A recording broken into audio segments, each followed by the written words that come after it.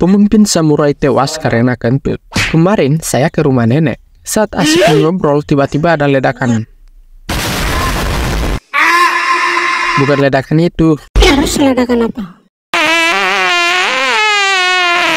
Kentut. Karena baunya yang sangat beraroma, Ijat pun pingsan akibat bau kentut itu. Melihat kejadian itu, saya teringat ada pemimpin samurai meninggal karena kentut.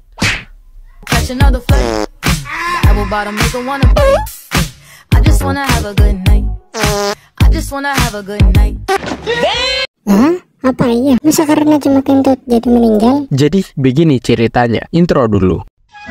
Dance cuy. Dance cuy. Oke, lanjut. Ada seorang penguasa. Bang, kok mukanya nggak ada? Penguasa air? Air, Bukan. tanah, Bukan. api, Bukan. udara, Bukan. nenek. Dengar dulu dong gue ceritain. Oke. Jadi ada seorang penguasa bernama Chiba Kunitane. Penguasa ke-29 dari klan Chiba. Yang ini? Bukan klan Uchiha. Oke, lanjut. Yang menguasai bagian timur Jepang yang dulunya disebut Shimosa. Pada tahun 1585, seperti kebiasaannya, Kunitane memanggil pengikutnya ke Kastil Sakura, benteng utama klan Chiba, untuk perayaan tahun baru. Selama perayaan, pelayan Kunitane Kuwata Mangoro tiba-tiba kentut di depan tuannya.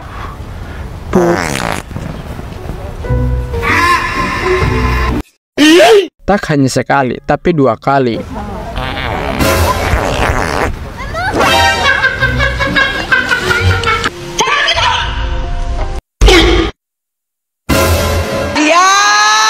Kemudian tuannya bilang ketika Mangoro melanggar kesopanan sekali lagi, Kunitane akan menghukumnya karena dianggap tak punya sopan santun. Mendengar perkataan dari tuannya, Mangoro malah membalas tuannya dengan ketus. Kentut tidak pernah peduli kapan dan di mana mereka keluar. Jadi mengapa kau harus berteriak padaku di depan bawahanmu? Kunitane pun marah. Dia lantas menendang Mangoro ke tanah dan meraih gagang pedangnya. Saat itu, eksekusi pedang pada pelayan kurang ngajar ini bisa saja dilakukan. Tetapi sebelum darah mengotori lantai, Kunitane lebih dulu dilerai oleh anak buahnya. Mengapa menodai perayaan tahun baru dengan pertumpahan darah?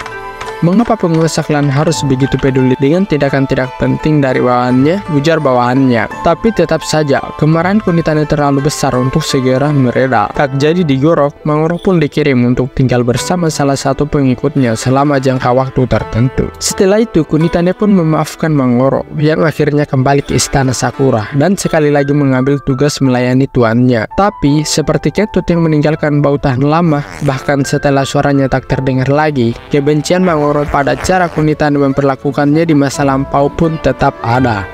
Pada suatu malam, Mangoro menyelinap ke kamar pribadi Kunitane, yang saat itu sedang tidur, dan menikamnya dengan belati 2 kali, sesuai dengan jumlah kentut yang membuatnya hampir tewas di malam tahun baru. Teriakan kesakitan Kunitane menarik perhatian para penjaga kastil. Sementara itu, Mangoro berhasil melarikan diri ke desa terdekat, hingga akhirnya dikepung di hutan, lalu tewas entah karena bunuh diri atau dieksekusi anak buah Kunitane. Sementara Kunitane berhasil bertahan hidup selama 6 hari, tapi akhirnya menyerah pada luka-lukanya dan meninggal pada usia 28 tahun.